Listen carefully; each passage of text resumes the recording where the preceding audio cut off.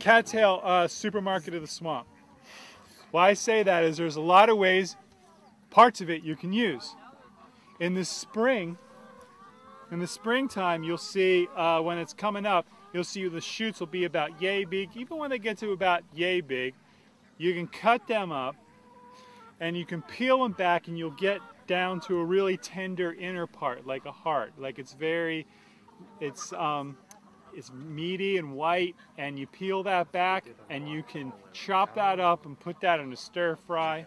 You want to cook it first because it might have giardia if you're in a swamp, right? You don't want to risk that. So, especially with the shoot.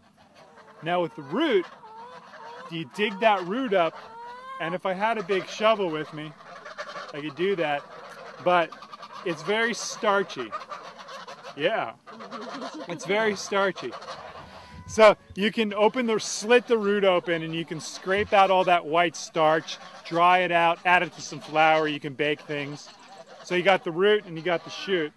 Now you got the flowers, the female part and the male part.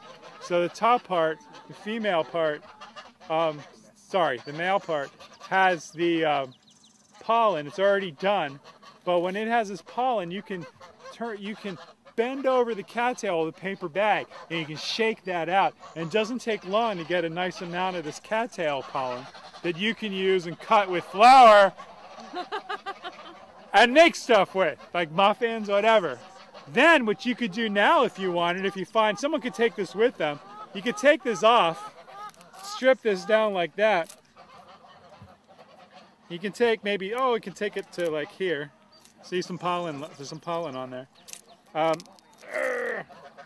Anyway, you can take this, you could steam that or barbecue it or whatever, pour some butter on it, and you can eat it like corn on the cob.